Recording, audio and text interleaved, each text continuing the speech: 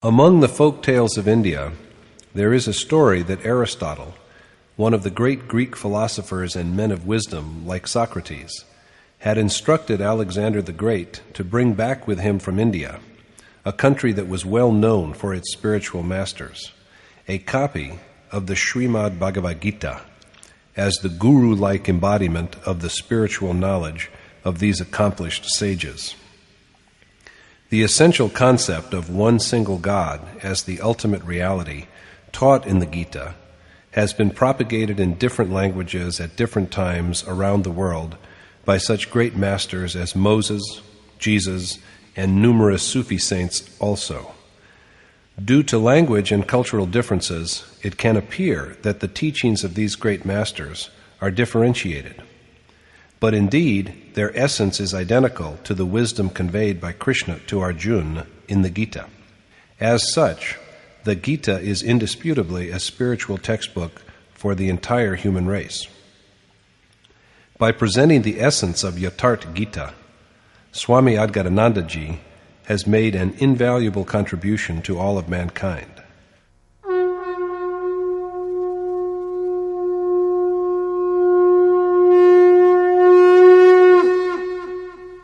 Om Shri Paramatmane Namaha. Yatharth Gita, Srimad Bhagavad Gita. Chapter 5. The Supreme God, Enjoyer of Yajna. In Chapter 3, Arjuna said, "Lord, why do you cast me into dreadful acts when you believe that the way of knowledge is superior?" He found the way of knowledge easier to practice, for this way assures heavenly life in the event of defeat and the state of ultimate glory in that of victory. So there is profit in both success and failure. But by now he understands well that action is a prerequisite of both the ways.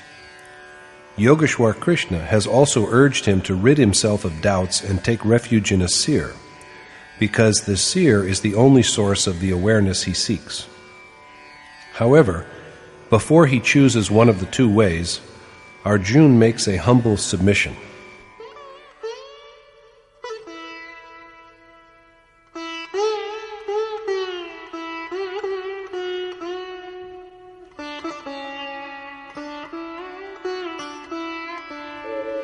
Sannyasam karmanam Krishna punaryogam cha shamsasi yachreya etayorekam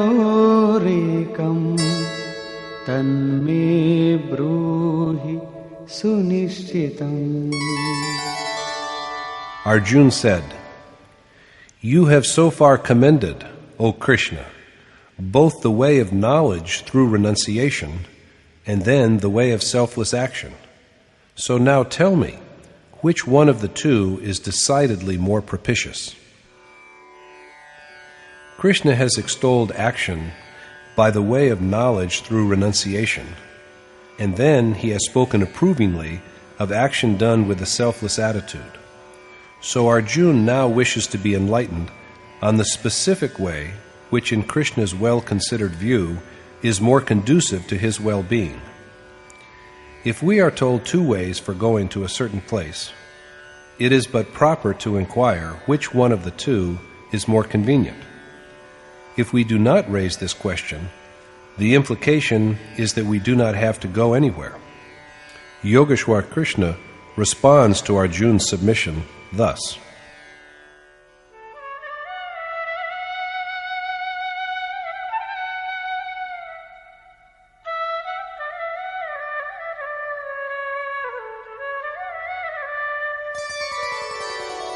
Sannyasa karma yogascha nishreyasa karavubhav tayostu karma sannyasat karma yogo vishishyate.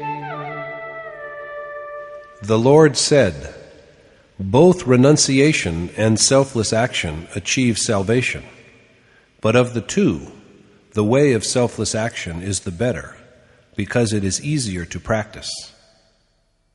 If both the ways are equally effective in bringing about the final absolution, why is the way of selfless action described as superior? This is what Krishna has to say about it.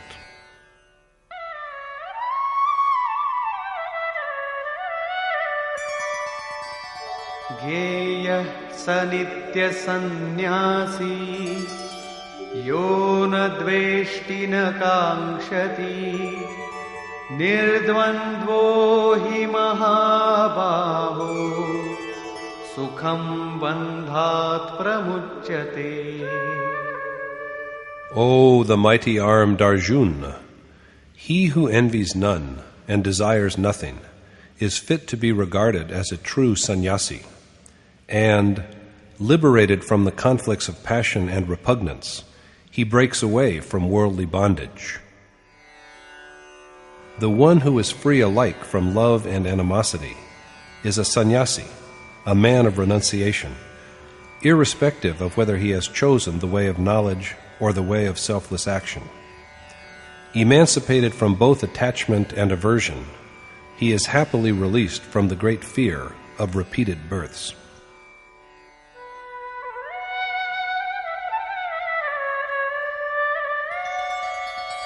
Sankhya yoga prithag bala pravadanti na pandita ekamapyasthita samyak ubhayor vindate phalam. It is the ignorant rather than men of wisdom who make a distinction between the way of knowledge and the way of action. For he who dwells well in any one of the two attains to God. Only they who know but inadequately of spiritual life find the two ways divergent, because the final outcome of both is the same, namely, attainment of God.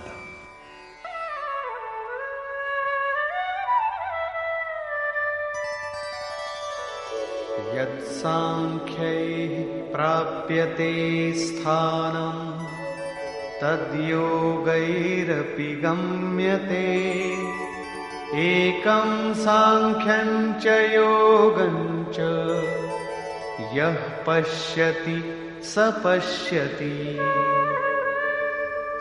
That man perceives reality who regards the way of knowledge and the way of selfless action as identical, because the liberation attained by knowledge is also achieved by selfless action. The goal which is reached by the worshipper of knowledge and discrimination is also achieved by the doer of selfless action. So he knows the truth who regards the two ways as similar from the point of view of consequence. Now, when the two ways converge at the same point, why does Krishna pronounce one preferable to the other? He explains,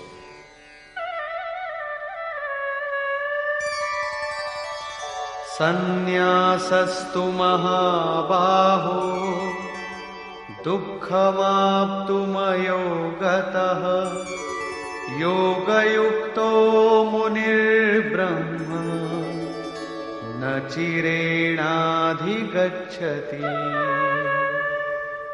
But, O the mighty-armed Arjuna, renunciation is well nigh impossible to achieve without selfless action. But the one whose mind is set on God is soon united with Him. The giving up of all that we have is most painful without selfless action. It is indeed impossible if selfless action has not been initiated at all. Therefore, the sage who reflects on the identical God and whose mind and senses are stilled soon attains to that God by the performance of selfless action. It is but evident that selfless action has also to be practiced on the way of knowledge, because the requisite action for both the ways is the same. This is the act of yajna, which precisely means worship. The difference between the two ways is only a matter of the worshipper's attitude. whereas one devotes himself to the deed after a thorough appraisal of his own ability and with self-dependence. The other, the doer of selfless action, engages in the task with total reliance upon the adored God. So whereas the former is like a student who studies for an examination privately, the other is like one who is enrolled in a school or college. Both of them have an accomplished teacher to master the same course, take the same test, and even the certificate to be awarded to them is the same. Only their attitudes to their task are different. Some time back, saying that passion and anger are formidable enemies, Krishna urged Arjuna to kill them. Arjuna found it most painful. Krishna thereupon told him that beyond the body there are the senses, beyond the senses there is the mind, beyond the mind there is the intellect, and beyond all these there is the self, the power at whose behest he is driven to all his actions.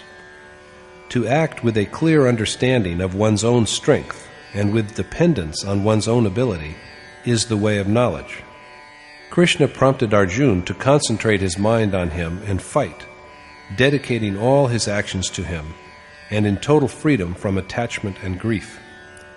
To perform a deed with a sense of surrender to the worshipped God is the way of selfless action. So the action in the two ways is the same, and so is the final outcome. Stressing the same, Krishna now says that the achievement of renunciation, of the ultimate cessation of good as well as evil actions, is impossible without selfless action. There is no way by which we may sit idly just telling ourselves, "I am God, pure and wise. For me there is no action and no bondage. Even if I may appear as participating in evil, it is really only my senses functioning according to their nature." There is no such hypocrisy in Krishna's words. Even he, the Yogeshwar, cannot, without the required action, bestow the ultimate state upon a beloved friend like Arjuna. If he were able to do this, there would be no need for the Gita. Action has to be accomplished. The stage of renunciation can be achieved only through action, and the one who does it soon realizes God.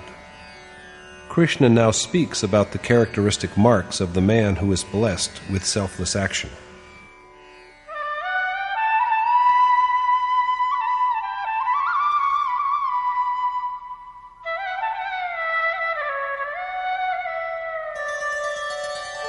Yoga-yukto vishuddhatma vijitatma jitendriyah sarvabhutatma bhutatma kurvannapi na lipyate. The doer, who is in perfect control of his body through a conquest of his senses, pure at heart, and single-mindedly devoted to the God of all beings, is untainted by action, even though he is engaged in it. That man is possessed of yoga, of selfless action, who has conquered the body, whose senses are subdued, whose thoughts and feelings are spotlessly clean, and who has realized his identity with God, the Spirit of all beings. He remains unblemished even though he is involved in action, because his deeds are aimed at garnering seeds of the highest good for those who lag behind. He is untainted because he dwells in the essence that is God, the fountainhead of the vitality of all beings. There is nothing for him hereafter for which he should quest. At the same time, there can be no attachment to what he has left behind, because they have all paled into insignificance. So he is not engulfed by his deeds. Thus we have here a picture of the ultimate stage of the worshipper who has achieved selfless action. Krishna explains again why this man, blessed with yoga, remains unattached to action. Naiva kinchit karomiti yukto manyeta tattvavit Pashyan shrinvan sprishan jigran ashnan gachan swapan shvasan pralapan visrijan grinhan unmishan nimishan napi indriyani indriyartheshu vartanta iti dharayan. The man who perceives in whatever he is doing, whether hearing, touching, smelling, eating, walking, sleeping, breathing, giving up or seizing, and opening or closing his eyes, that only his senses are acting according to their properties, and that he himself is a non-doer, is indeed the one with true knowledge. It is a belief, or rather experience, of the man to whom God is visibly present that he does absolutely nothing. Rather than being a mere fancy, it is a firm conviction he has arrived at through the performance of action. After having known this, he cannot but believe that whatever he appears to be doing is really the operation of his senses according to their natural properties. And when there is nothing higher than God whom he has apprehended, what greater joy can he aspire to have by touching any other object or being? Had there been something better beyond, there must have been attachment. But after the attainment of God, there is no further goal to strive for, and neither is there anything left behind for him to renounce. So the man endowed with attainment is unimmersed in action. This thought is now illustrated by an example.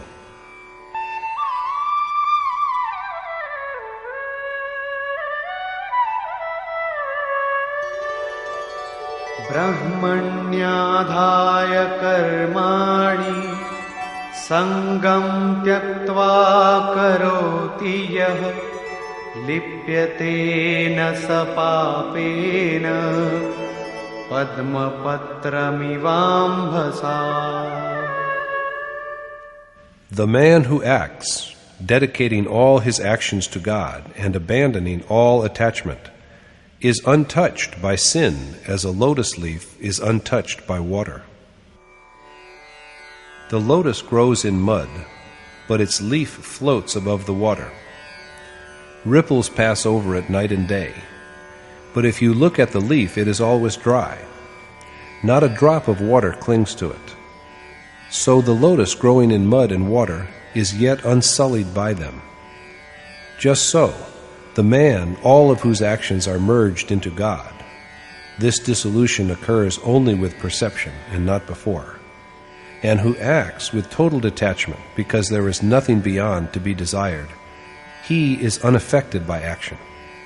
And yet he is busy with the performance of action for the guidance and good of the ones who are behind him.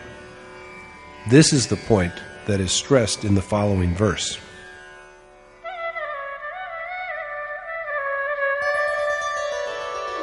Kayena manasa buddhya kevalairindriyairapi Yoginah karma kurvanti sangam tyaktvatma shuddhaye. Sages give up the attachment of their senses, mind, intellect, and body, and act for inner purification. A sage abandons all desires of his senses, mind, intellect, and body, and practices selfless action for inner sanctity. Does that mean that the self is tainted with impurities even after he has merged into God? It cannot be so, because after this dissolution, the self becomes one with all beings. He sees his own extension in all beings. So he acts, not for himself, but for the purification and guidance of all other beings. He acts with his mind, intellect, and physical organs, but his self is in a state of actionlessness and constant peace. He appears to be active outwardly, but inside him there is only endless tranquility. The rope cannot bind any longer because it is burnt out, and what remains is only the impression of its twist.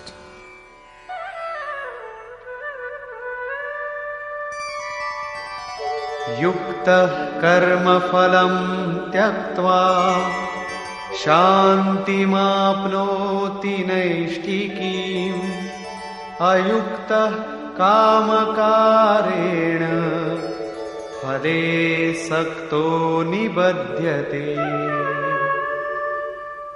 The sage who sacrifices the fruits of his action to God attains to his state of sublime repose.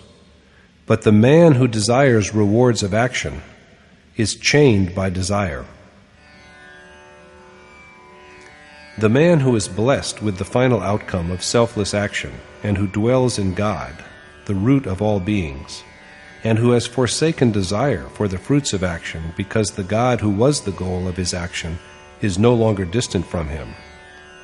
Such a man achieves the state of sublime peace, beyond which there is no greater peace, and beyond which he will never again know restlessness.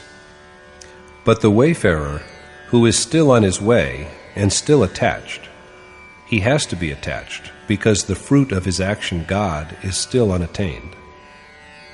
Attached to the consequence of his action, he is fettered by it.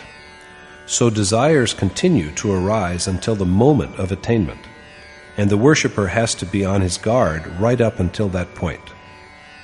My most revered teacher, Maharaji, used to say, "Mark me, Maya prevails if we are even in the least removed from God, and He is removed from us.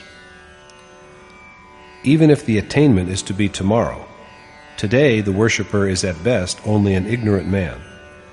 So the questing worshipper ought not to be careless." Let us see now what is further said about this.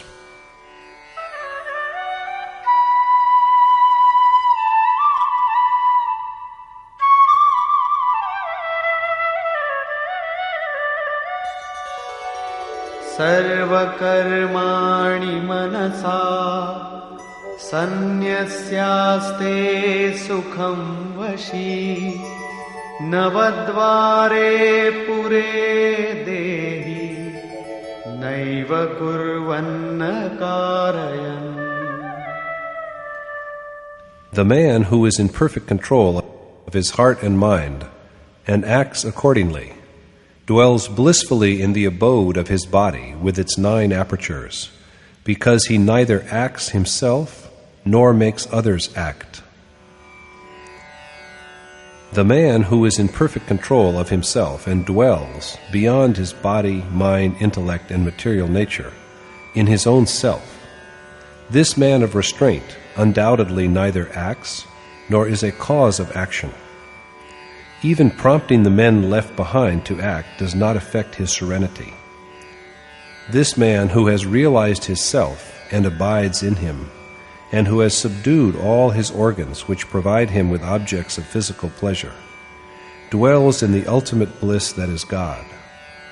In truth, thus, he neither acts nor effects any undertaking of action. The same idea is stated differently when Krishna says that God, too, neither acts nor gets any action accomplished.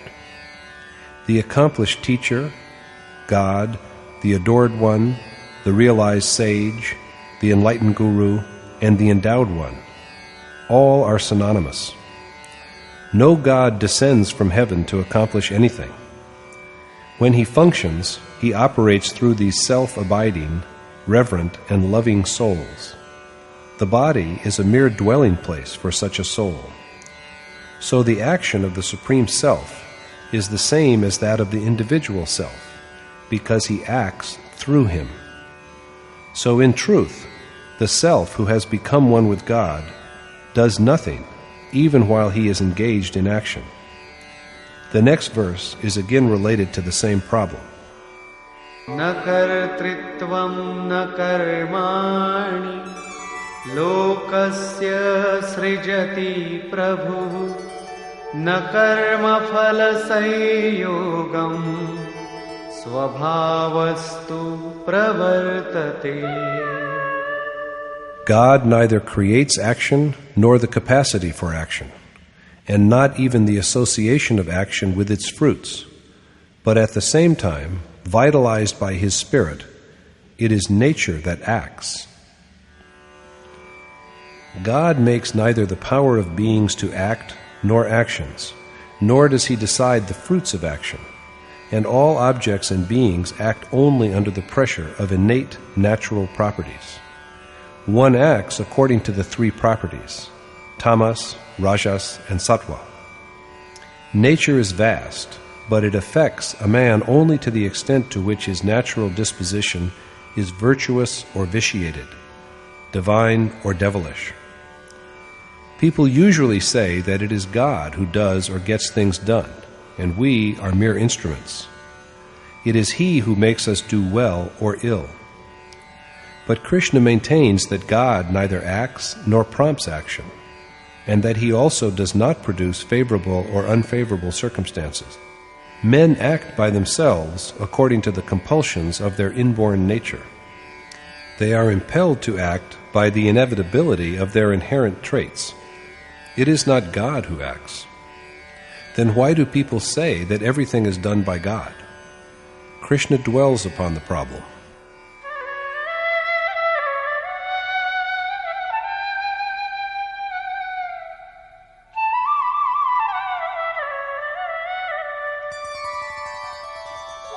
नादत्ते कस्यचित् पापं न चैव सुकृतं विभुः अज्ञानेनावृतं ज्ञानं तेन मुह्यन्ति जन्तवः. The all-pervading God, the Glorious One, accepts neither men's sinful acts nor attachment, because their knowledge is enveloped by ignorance, Maya. The one who has been named God is now described as the Glorious One, because he is embellished with sublime glory. That God, all-powerful and radiant, accepts neither our sins nor our righteous actions. But people yet say that he does everything, because their knowledge is clouded with ignorance. As yet the men who speak so are only mortal beings enclosed within bodies. Subject to delusion, they can say anything. So Krishna now elucidates the function of knowledge. Jnanena tu tadajnanam yesham nashitamatmanah tesham adityavajjnanam prakashayati tatparam. But the knowledge of one whose ignorance has been dispelled by self-perception shines like the sun and renders God brilliantly visible. The mind, whose darkness has been pierced through by knowledge of the self, and which has thus acquired true wisdom, is lit up as if with the light of the sun, and God is clearly manifested to it. This does not by any means imply that God is some kind of darkness, for He is truly the source of all light. He is the fountain of all light, but His light, it appears, is not for us, because it is not seen by us. When darkness is swept away by perception of the self, like the sun, the resulting knowledge absorbs His brightness within itself. After this, there is no longer any darkness. Here is what Krishna has to say about the nature of this knowledge.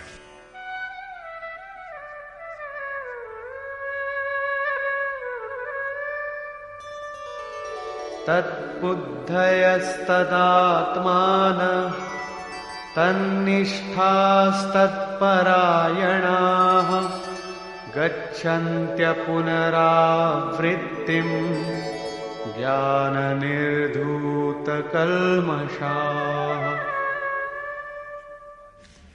Those men attain salvation, after which there is no next birth, whose mind and intellect are free from delusion, who dwell with a single mind in God and put themselves at His mercy, and who are freed from all sin by knowledge.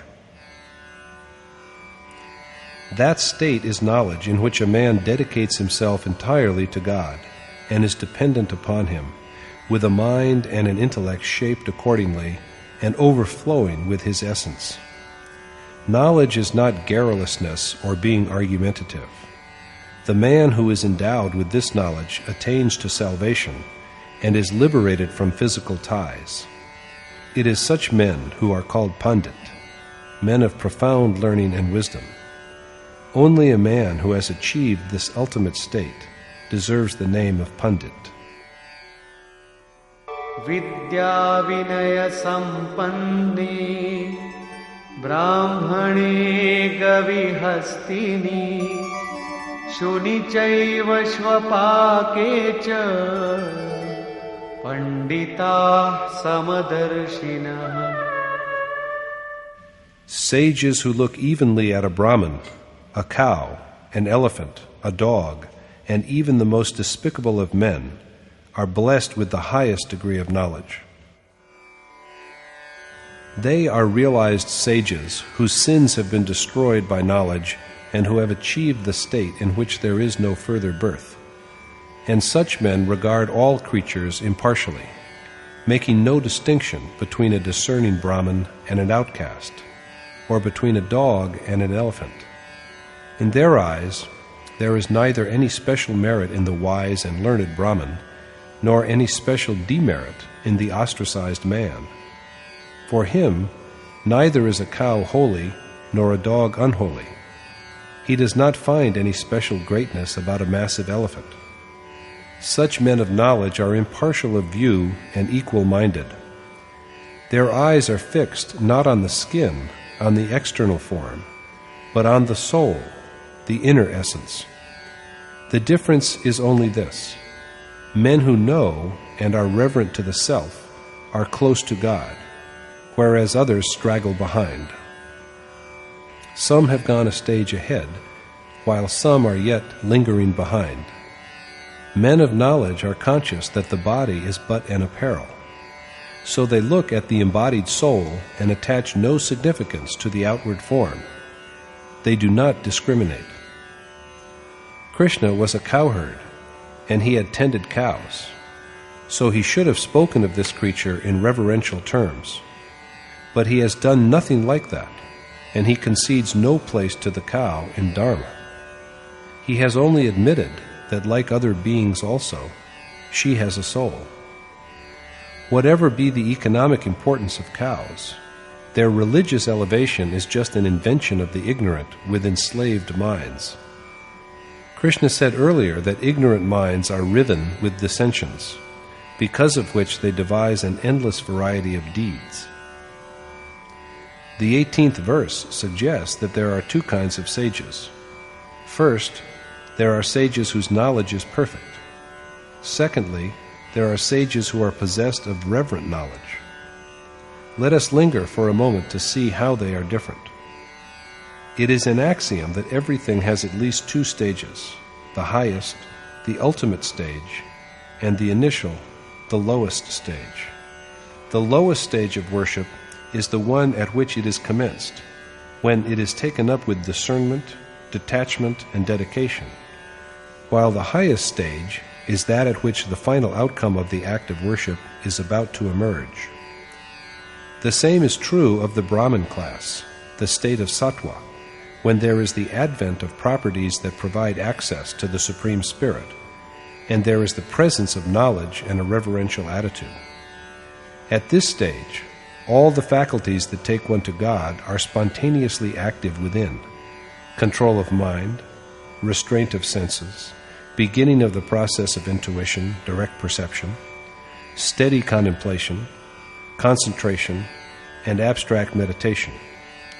Its highest stage is reached when, with gradual perfection, the self at last stands face to face with God and is dissolved in Him. Now, that which had to be known is perfectly known. The sage who has achieved this is the one with perfect knowledge. This sage, who is now beyond rebirth, looks equally at creatures, because his eyes are turned within to see the enshrined self. So Krishna now describes what is the ultimate lot of this sage.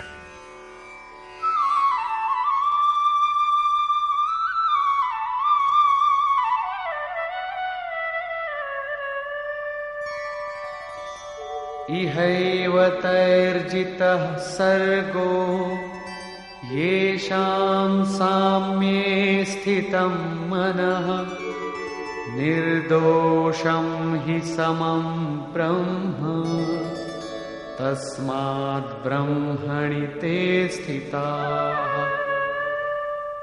They who achieve the state of equality conquer the whole world within the mortal life itself, because they rest in God, who is also unblemished and impartial. Sages with perfectly poised minds are freed from material nature during their worldly life itself. But what is the relation between an even mind and conquest of nature? When the world itself is annihilated, what is the position of the self? In Krishna's view, since God is immaculate and impartial, the minds of sages who have known him are also freed from all blemishes and inequalities. The sage becomes one with God. This is the ultimate birthless state, and it is acquired when the ability to overcome the enemy, the world of appearances, is fully developed. This ability is there when the mind is controlled and when one has achieved the state of equality, for the world of appearances is but an extension of the mind. Krishna then speaks of the distinctive marks of the sage who has known God and merged into him.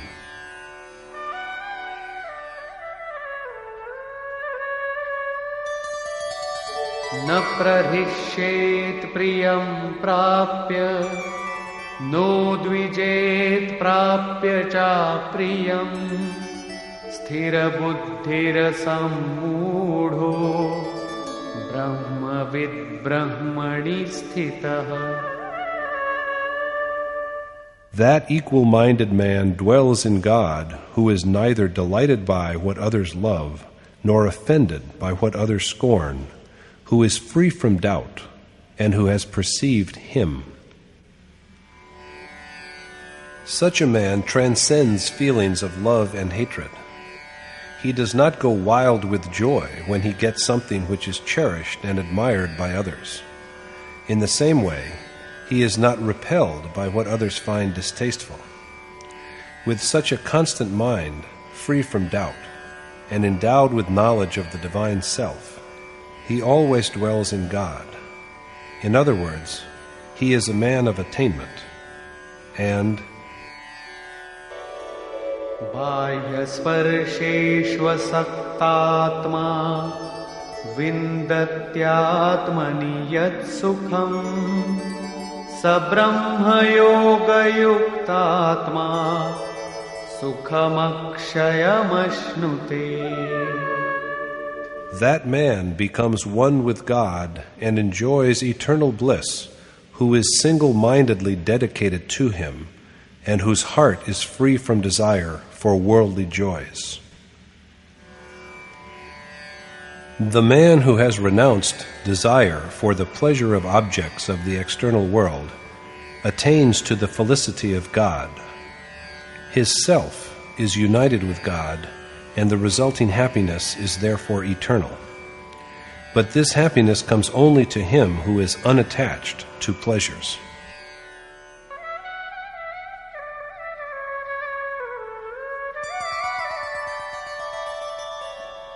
ये हि संस्पर्शजा भोगा दुःखयोनय एव ते आद्यन्तवन्तः कौन्तेय न तेषु रमते बुधः.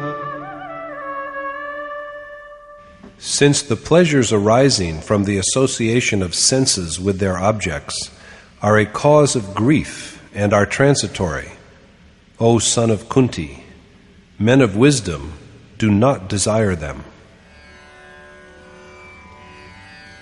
Not only the skin, but all senses feel the sensation of touch, of contact. Seeing is the touch of the eye, as hearing is the touch of the ear. although seeming pleasant to experience, all the enjoyment arising from these contacts of senses with their objects only leads to miserable births.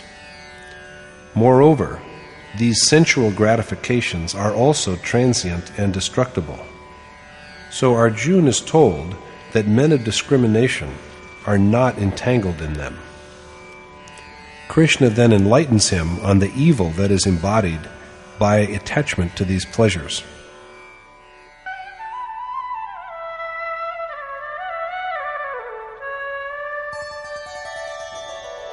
Shaknoti haivaya sodhum praksharira vimokshana kamakrodhodbhavam vegam sayukta sasukhi naraha. That man in this world is a true and blessed yogi who, even before the death of his mortal body, acquires the ability to withstand the onslaughts of passion and anger and conquers them forever. He is the real man, Nara, meaning Na and Raman, one who is not given to physical dalliance. Even while he is living in the mortal body, he is capable of facing the fierce urges of passion and anger and of destroying them. He has achieved selfless action in the world, and he is happy. He has won the happiness of identity with God, in which there is no grief. According to divine ordinance, this happiness is acquired in this mortal worldly life itself, and not after the death of the physical body. This is what Sant Kabir intends to convey when he counsels his disciples to place their hope in this life. The assurance that salvation comes after death is false and given only by unworthy and selfish teachers. Krishna also says that the man who succeeds in overcoming his passion and anger in this life itself is the doer of selfless action in this world, and he is blessed with everlasting happiness. Passion and anger, attraction and repulsion, desire for the touching of objects by the senses, are our mortal enemies, whom we have to vanquish and destroy. Krishna again dwells upon the nature of the doer of selfless action.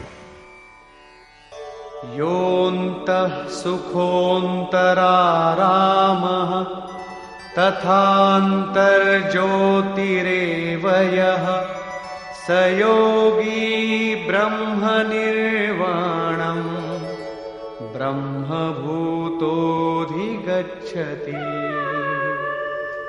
The man who knows his self, and whose happiness and peace lie within, merges into God, and he attains to the final beatitude that lies in him.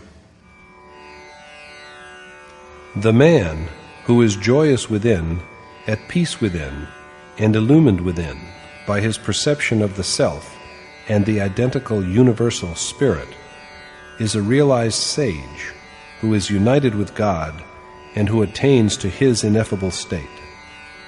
In other words, there is first destruction of perversions, alien impulses such as attachment and aversion, then the emergence of perception, and finally submersion in the all-pervading ocean of final beatitude.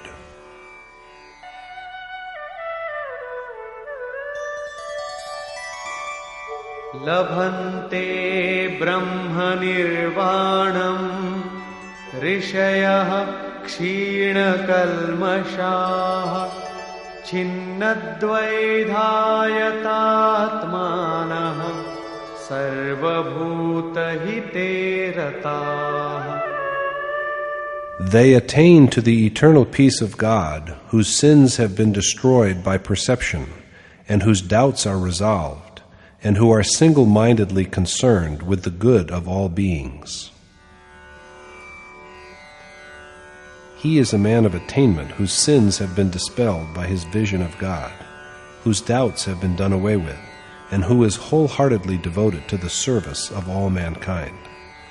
Only a man of this elevated state can help others, For how can he who has fallen in a ditch himself help others to get out?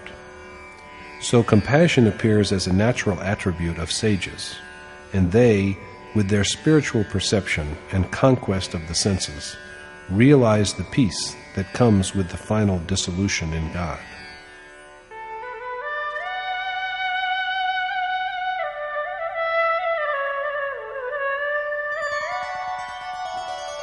कामक्रोधवियुक्तानां यतीनां यतचेतसाम् अभितो ब्रह्मनिर्वाणं वर्तते विदितात्मनाम्. Men who are free from passion and wrath, who have conquered their mind, and who have had a direct perception of God, see the all-tranquil, supreme self wherever they look. Krishna thus repeatedly stresses the distinctive features of the character and life of doers of selfless action in order to motivate and encourage Arjuna and, through him, all his other disciples. The question is now almost resolved. To conclude his argument, however, Krishna reverts to the necessity of contemplating the incoming and outgoing breath for the realization of this sage's state. In chapter 4, he told us of offering pran to apan, of sacrificing apan to pran, and of the regulation of both the life winds while giving his account of the process of yajna. The same subject is taken up again at the end of the present chapter.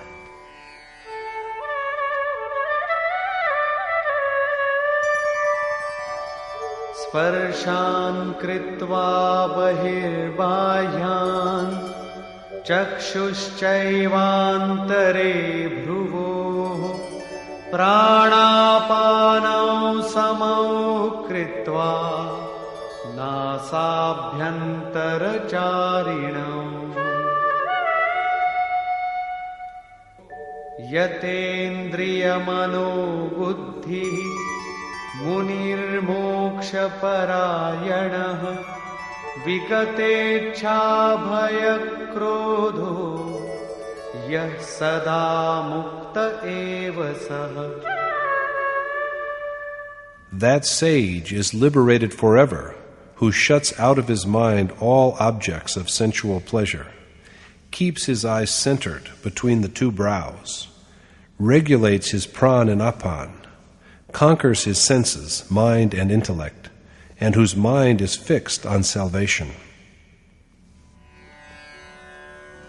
Krishna reminds Arjuna of the vital need of excluding from the mind all thoughts of external objects, as well as of keeping the eyes fixed steadily between the two brows. Keeping the eyes between the two brows does not simply mean concentrating them at something. It is rather that while the worshipper is sitting erect, his eyes should be pointed ahead in a straight line from the midpoint between the brows. They should not wander about restlessly and look right and left.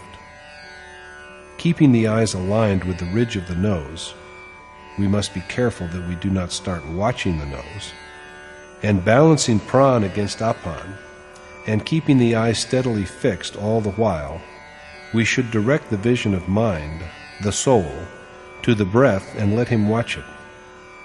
When does the breath go in? How long is it held? If it is held in for only half a second, we should not try to prolong it by force. And how long does it stay out? It is hardly necessary to say that the name in the breath will ring audibly. Thus, when the vision of mind learns to concentrate steadily on the inhaled and exhaled breath, breathing will gradually become constant, firm, and balanced. There will be then neither generation of inner desires nor assaults on the mind and heart by desires from external sources. Thoughts of external pleasure have already been shut out. Now there will not even arise inner desires. Contemplation then stands steady and straight, like a stream of oil.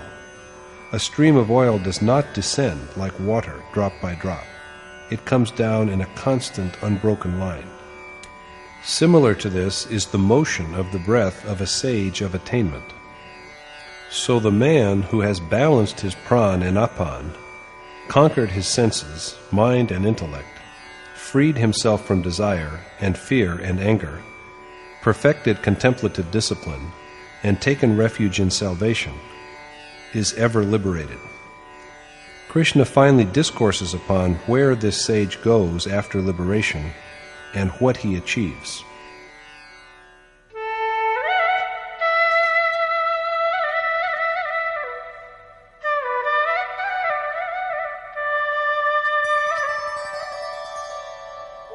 Bhoktaram yagyatapasam sarvalokamaheeshwaram suhridam sarvabhutanam gyatva mam shanti mrichati. Knowing the truth that it is I who enjoy the offerings of yajna and penances, that I am God of all the worlds, and that I am the selfless benefactor of all beings, he attains to final tranquility. This liberated man, who knows that Krishna, God of the gods of all worlds, is the recipient and enjoyer of the offerings of all yajna and penances, and that he is the selfless well-wisher of all beings, knowing all this, he achieves the ultimate repose. Krishna says that he is the enjoyer of the worshipper's yajna of inhaled and exhaled breath, as well as of austerities. He is the one in whom yajna and penances are at last dissolved, and so their doer comes to him, the ultimate serenity that results from the completion of yajna. The worshipper, liberated from desire by selfless action, knows Krishna and realizes him as soon as he is blessed with this knowledge. This is named peace, and the one who achieves it becomes God of gods, just as Krishna is. Conclusion. At the beginning of the chapter, Arjuna raised a question about Krishna's alternate praise of the way of selfless action and the way of knowledge through renunciation. He wished to know which way, according to Krishna's considered judgment, is doubtlessly superior. Krishna told him that there is ultimate good in both. In both, the worshipper has to perform the ordained act of yajna, but the way of selfless action is yet superior. Without such action, there is no end of desire and of good and evil deeds. Renunciation is the name, not of a means, but of the goal itself. The man of renunciation is a doer of selfless action, a yogi. Godliness is his mark. He neither acts nor makes others act, and all beings are engaged in action only under the pressure of nature. He is the seer, the pundit, because he knows God. God, Krishna, is known as an outcome of yajna. He is the one into whom breath recitation, yajna, and purificatory rites all merge. He is the tranquility which the worshipper experiences as an outcome of yajna. That is, with the attainment of this repose, he is transformed into a realized sage like Krishna. Like Krishna and other seers, he also becomes God of gods because he is now one with God. That the coming about of this attainment may take a number of births is a different matter.